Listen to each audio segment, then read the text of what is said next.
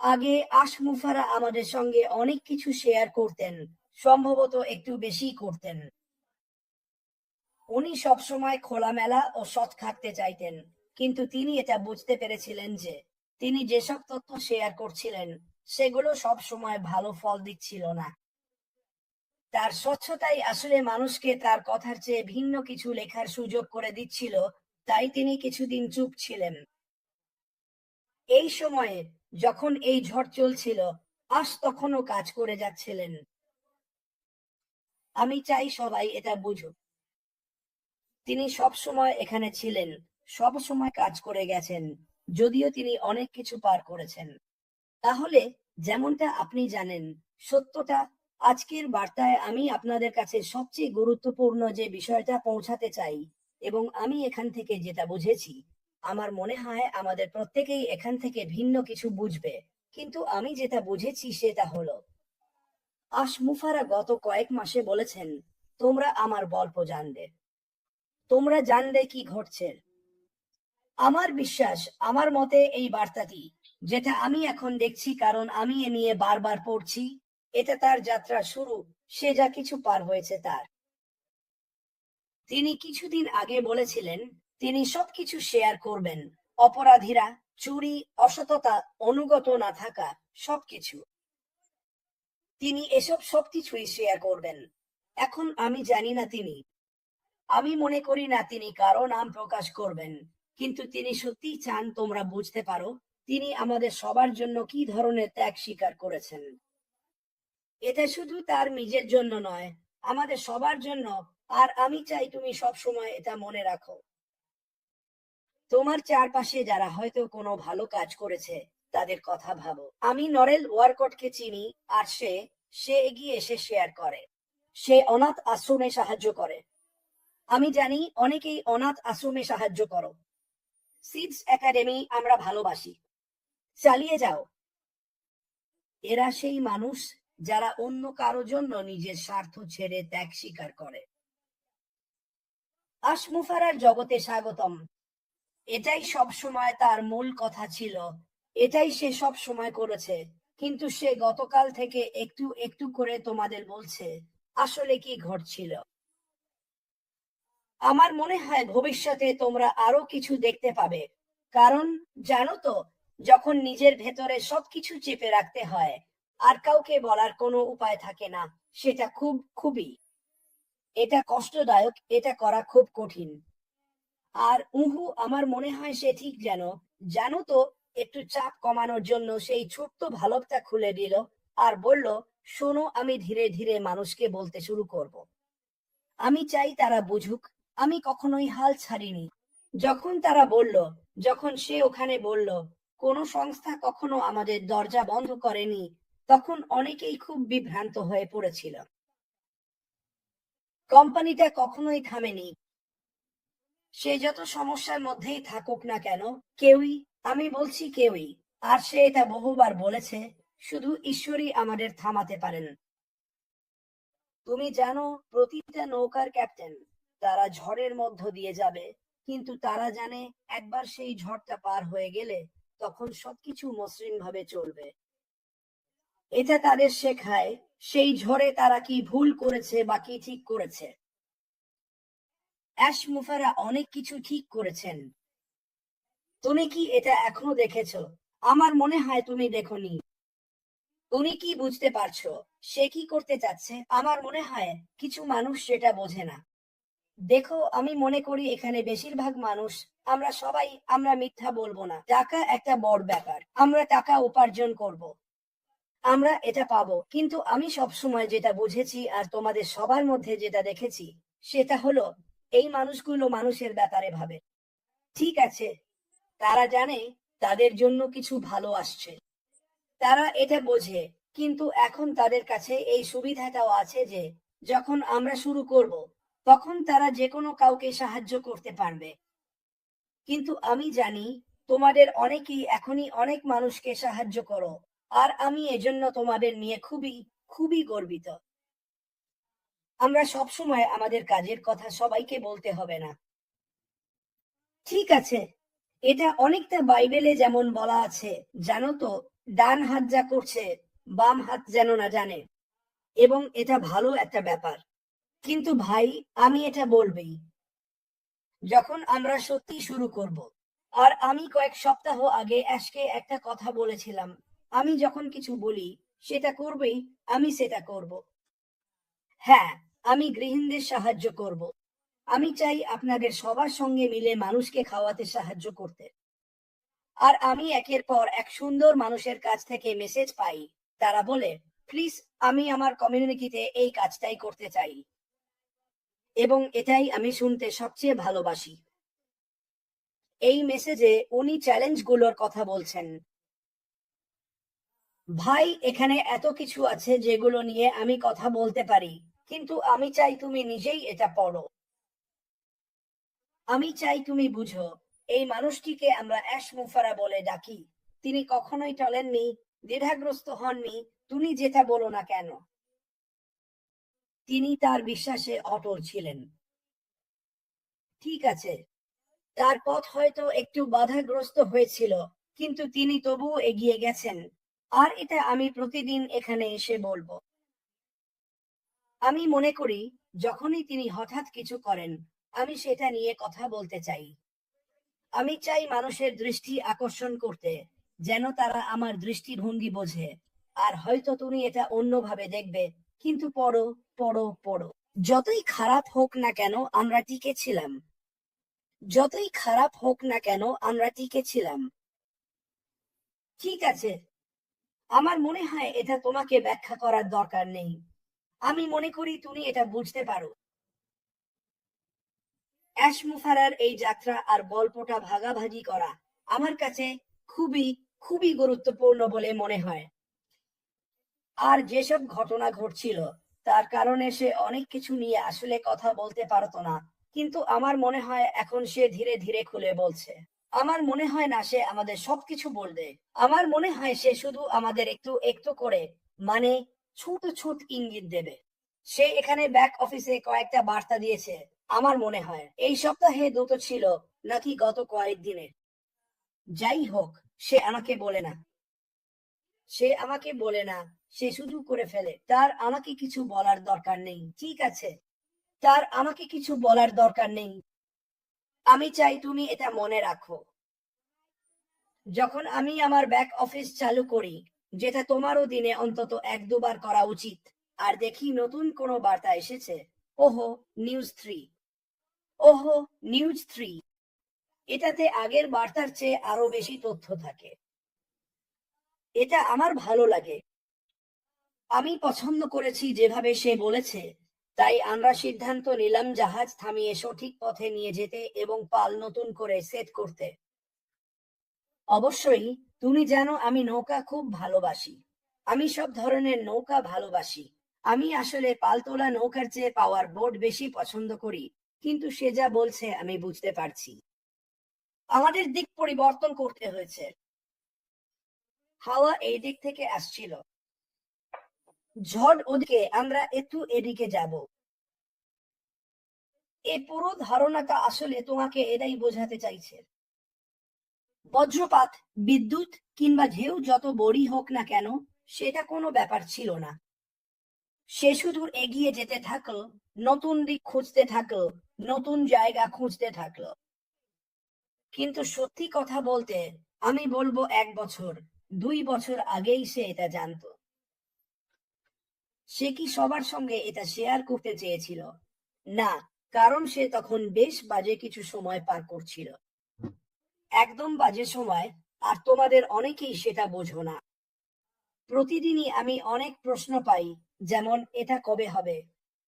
আমি কাউকে বলবো না, ক্রিস, আমি কসম খাচ্ছি।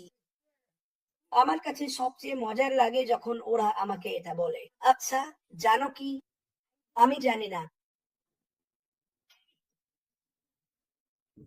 আমি জানি না, কিন্তু আমি জানি এটা একেবারে সামনে এসে গেছে। আমি জানি এটা আমার সবচেয়ে প্রিয় জিনিস, এটা আসছে। আমি জানি এটা নিয়ে আমি খুবই উত্তেজিত। আমি জানি আমার জীবনে যদি কোনো সমস্যা থাকে, সেগুলো ঠিক করা হবে, সমাধান হবে। এটাই কি উত্তেজিত হওয়ার জন্য যথেষ্ট নয়? জানতে পারা যে তোমার জীবনে এখন যা কিছু চলছে, তোমার সমস্যা, তোমার অবস্থা, এর জন্য কিছু একটা আছে যা সাহায্য করবে। এটাই আমাকে উত্তেজিত রাখার জন্য যথেষ্ট। জানতে পারা যে আমরা প্রতিটা মানুষকে ছুঁয়ে যাচ্ছি যারা এটা চায়। আমরা সারা বিশ্ব জুড়ে মানচিত্রের সর্বত্র ছড়িয়ে আছি। আমাদের হয়তো কোনো ছোট্ট দেশে 50 জন মানুষ আছে, আবার কোনো দেশে হয়তো 10,000 মানুষ আছে। ঠিক আছে, এটা এমন কিছু যার স্বপ্ন তিনি দেখেছিলেন। তিনি এটার স্বপ্ন দেখেছিলেন। আর আমি মনে করি মাঝে মাঝে তাকেও একটু পেছনে বসে বলতে হয় ওয়াও, কারণ কখনো কখনো তোমাকে পেছনে বসে দেখতে হয় তুমি কি করেছো। তিনি কি ভেবেছিলেন তিনি এই সব কিছু, এই জিনিসগুলোর মধ্য দিয়ে যাবেন? না, আমি মনে করি না তিনি ভেবেছিলেন। তুমি যদি এখন এটা পড়ছো, তার মানে তুমি এখনো আমাদের সঙ্গে আছো। আর এটা অনেক কিছু বলে দেয়। এর মানে তুমি সত্যকে মূল্য দাও।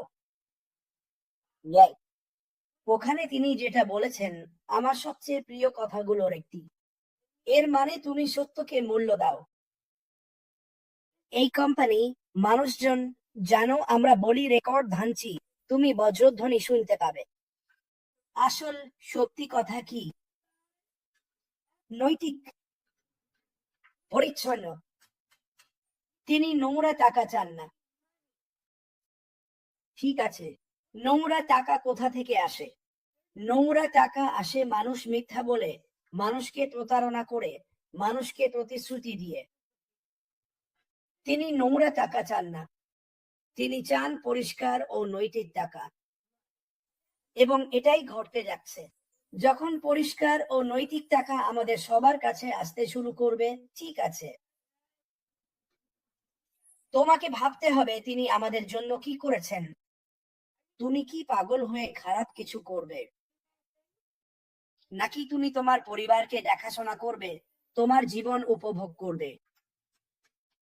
ঠিক আছে, যেমন আমি আমি ওদেরকে সেদিন বলেছিলাম, আমি বলেছিলাম, জানো আমি ঈশ্বরের জন্য কাজ করি। একমাত্র যাকে আমি প্রভাবিত করতে চাই সে হলো ঈশ্বর। সত্যি। আর তুমি যদি আমি যা বললাম সেটা অনুসরণ করো, তাহলে তোমার সামনে, পাশে, ডানে বামে, উপরে যেই আসুক না কেন, তারা এটা দেখতে পাবে। বাহ, এই মানুষটা সত্যিই ভালো। কখনোই সেই পথ থেকে বিচ্যুত হজো না। এটাই আমি করি। আমি তোমাকে কিভাবে ভাবতে হবে সেটা বলতে পারি না। আমি কখনোই তোমাকে কিভাবে ভাবতে হবে সেটা বলি না। কিন্তু আমার কাছে ওপরে যিনি আছেন তাকে প্রভাবিত করা অনেক বড় ব্যাপার। অ্যাশ বাফারাকে ধন্যবাদ জানানোর মানে হচ্ছে একজন করে ভালো কাজ করে যাওয়া। তিনি এটা লক্ষ লক্ষ বার বলেছেন। তিনি এটা লক্ষ লক্ষ বার বলেছেন। আমি এই চ্যাটে মনোযোগ দিচ্ছি না। আমার মনে হয় আমাকে মনোযোগ দেওয়া উচিত। আমি দুঃখিত। আমি দেখছি এখানে অনেক মানুষ আছেন। বার্তাটা পড়ো।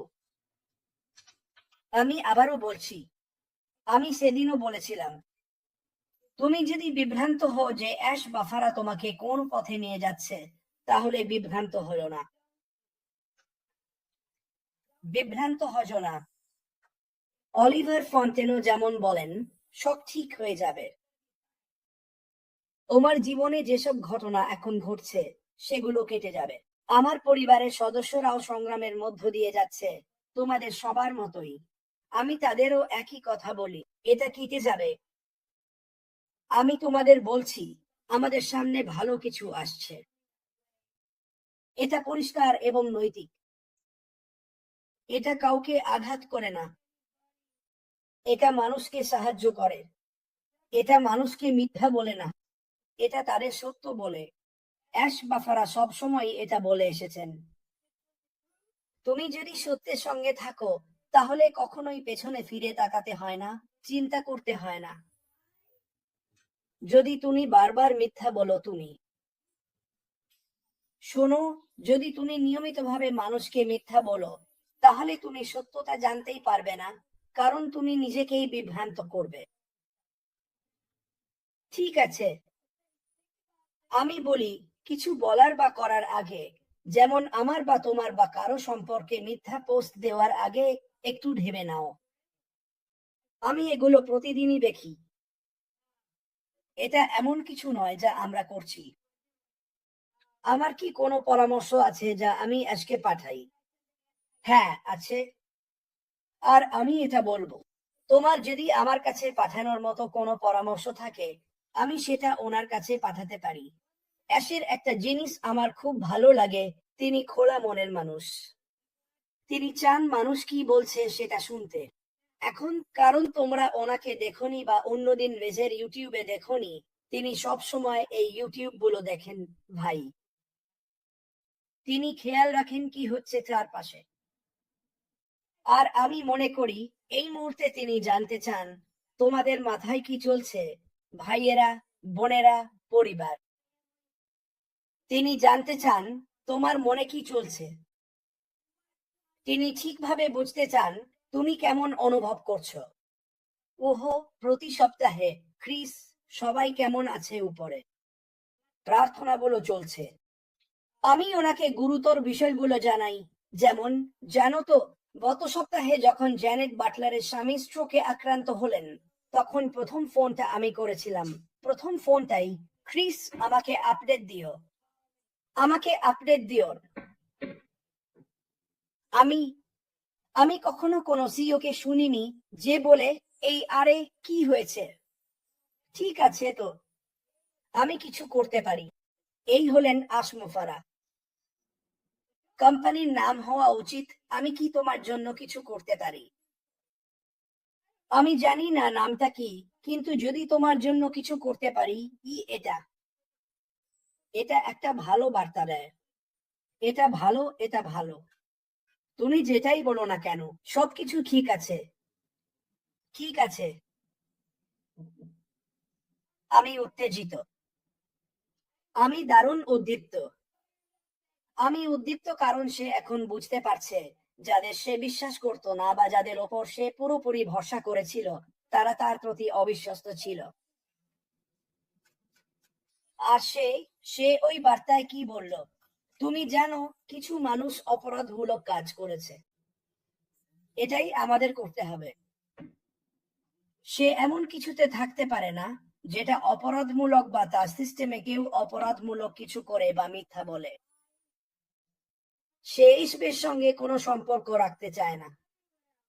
আর আমি সবাইকে সবসময় বলি, মিথ্যা কোনো পোস্ট দেওয়ার ব্যাপারে খুব সাবধান থাকতে হবে, কারণ সেটা মিথ্যা। আর আর আমি এখনই তোমাকে বলছি, অ্যাশ মোফারা এটা একদমই পছন্দ করেন না। সে সত্য চায়। আমি এখানে এই চ্যাটে ঢোকার চেষ্টা করছি। ওহো, আমি পারছি না। না, আমি শেয়ার করতে পারছি না, দুঃখিত। ইচ্ছে ছিল পারতাম। আমি এখনো শিখছি। আমি এখনো শিখছি। আর যেমনটা বললাম, আমি এটা প্রতিদিন করি না। কিন্তু যখন সে এমন একটা বার্তা দেয়, এমন শক্তিশালী একটা বার্তা, তখন আমাকে এটা নিয়ে কথা বলতেই হয়। কারণ অনেকেই বলে, ক্রিস কি বলেছিল। সত্যি বলছি, আর এটা ঠিক আছে। ক্রিস, তুমি কি মনে করো ওই বার্তার মানে কি? আমি আবারও বলছি, তোমার সময় আর তোমার স্বাধীনতা। তোমার সময় আর তোমার স্বাধীনতা। আমার মনে হচ্ছে এখানে জিনিসগুলো একটু দ্রুত গতিতে এগোচ্ছে।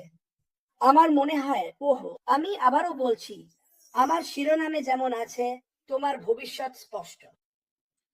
ঠিক আছে। সুসি নাকলে কয়েকদিন আগে এ নিয়ে দারুণ একটা ভিডিও করেছিলেন, তিনি যা বলছিলেন তা নিয়ে। আমার বিশ্বাস তিনি আরো একটা দারুণ ভিডিও নিয়ে আসবেন। আমি সেটা সর্বত্র শেয়ার করব। ঠিক আছে, আমি দেখি আমাদের উহু বিভিন্ন ভাষায় অন্যরাও দারুণ ভিডিও বানাচ্ছে।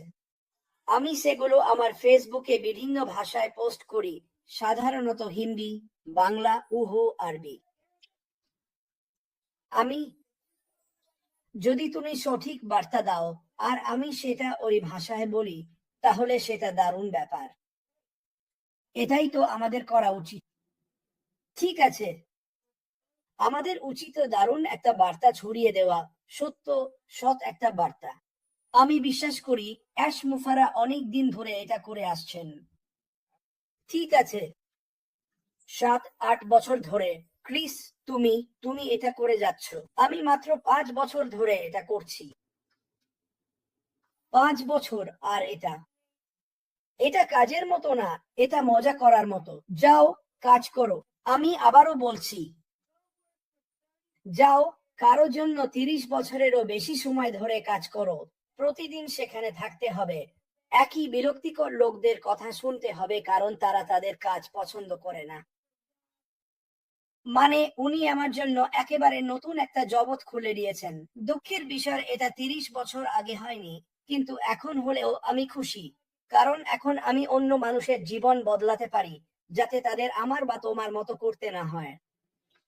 ঠিক আছে, আমি শুধু ক্রিস জনসন। ঠিক আছে, আমি কোনো ক্যাপ্টেন নই। ওটা শুধু একটা উপাধি ছিল, যেটা আমি ব্যবহার করতাম কারণ আমি নৌকা ভালোবাসি।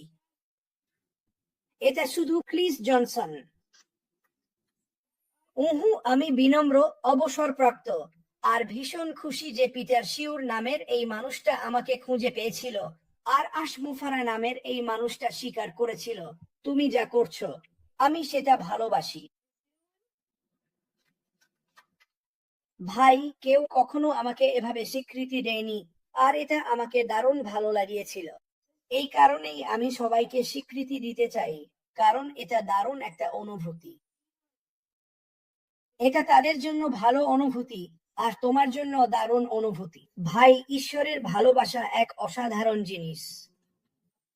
প্রতিদিন কয়েকটা সহজ কথা। প্রতিদিন কারো সঙ্গে কয়েকটা সহজ, সুন্দর কথা। যে মানুষটা খুব একটা কারো সঙ্গে কথা বলে না, তাদের জীবন বদলে দিতে পারে। এটা তাদের অনুভব করাবে। তুমি জানো, কিছু মানুষ আছে, আমি অনেক ইউটিউব আর টিকটক দেখেছি যেখানে বলা হয়, উহু, কিছু মানুষ রাস্তায় থাকে আর কেউ তাদের কাছে গিয়ে কথা বলে। আর আরেক লোক সত্যি আমার মন ভেঙে দিয়েছিল। সে বলেছিল, তুমি জানো, গত 2 বছরেরও বেশি সময় ধরে তুমি প্রথম মানুষ যে আমার সঙ্গে কথা বললে। আমরা কি সেই মানুষগুলো হয়ে গেছি?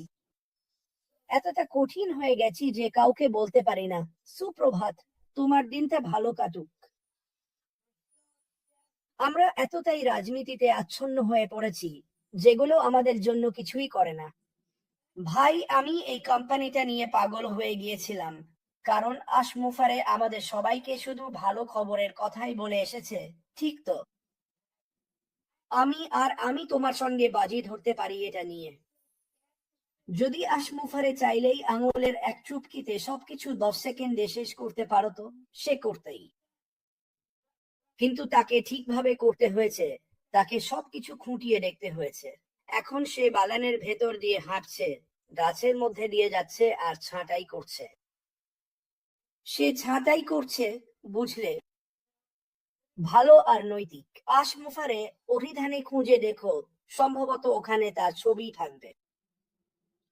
আর জানো কি, 1 বছর পর, 2 বছর, 3 বছর পরেও ভালো আর নৈতিক। তুমি খুঁজে দেখবে আর দেখবে আমাদের অনেকের ছবিও সেখানে আছে। এই গল্পটা শুরু হয়েছিল, বন্ধুরা, এটা শুরু হয়েছিল গতকাল যখন তিনি ব্যাক অফিসে সেই বার্তাটা দিয়েছিলেন।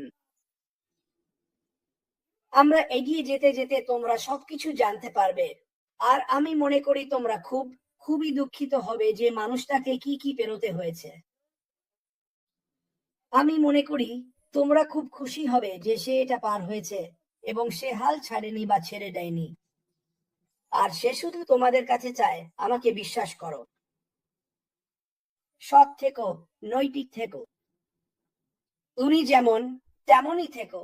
ডগমগ করো না। ডগমগ করো না। তিনি তিনি আমাদের বিভিন্ন এমএলএন কোম্পানি সম্পর্কে শত করেছিলেন।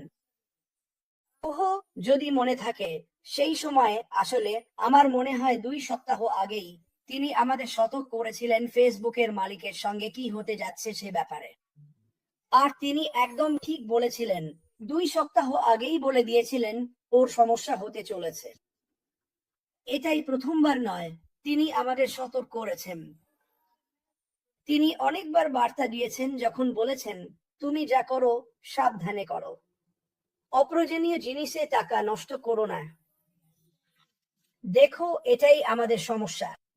আমার মনে হয় এটা বহু বছর ধরে আমারও বড় সমস্যা ছিল। তুমি কিছু দেখবে, এটা তো আমাকে করতেই হবে। এটা মিস করতে চাই না। দেখো, আমি তো 1 মিলিয়ন বার বলেছি, এটা সত্যিই মিস করতে চাইবে না তুমি। বাকি সবগুলো তুমি মিস করতেই পারো। তোমাদের বেশিরভাগই কোনো না কোনো অনলাইন ব্যবসা বা কোম্পানিতে ছিলে, আর সেটা তোমার জন্য ঠিকঠাক হয়নি। সম্ভবত কিছু টাকা দিয়েছিলে কারণ তুমি বিশ্বাস করেছিলে, তারপর বুঝলে আমি আসলে কি করছি। তাহলে এই কোম্পানির আগেও অনেক কিছু এসেছিল, তাই অনেকেই প্রশ্ন করে আবারও সেই একই জিনিস আসছে মনে হচ্ছে।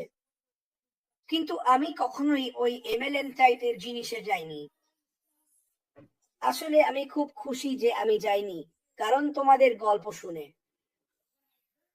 কিন্তু যখন আমি শুনলাম উনি কি বলছিলেন, আমার মনে হয় না এমন কোনো কোম্পানি আছে যারা শুরুতেই বলে, হ্যালো, আমি আসমুফারে, আমি তোমার বন্ধু, আমি মানবতার জন্য সাহায্য করতে এসেছি। যাত্রা শুরু হয়ে গেছে, গল্পগুলো শুরু হয়ে গেছে, সত্যিকারের গল্পগুলো শুরু হয়ে গেছে। আর ভাই, তুমি তো অবাক হয়ে যাবে, কারণ আমি অবশ্যই সারা দুনিয়াকে দেখাবো আসমুফারেকে। আমি অবশ্যই দেখাবো এই কোম্পানি কি করতে চলেছে।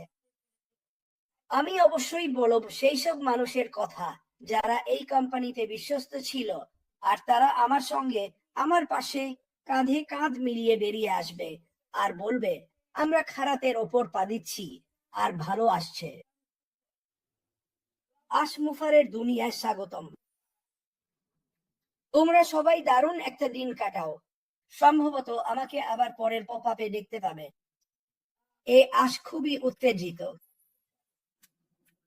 সে গতকাল একটু এইসব বিষয়ের কথা প্রকাশ করতে পেরেছে, আর এটা আমি আসলে ব্যাখ্যা করতে পারছি না।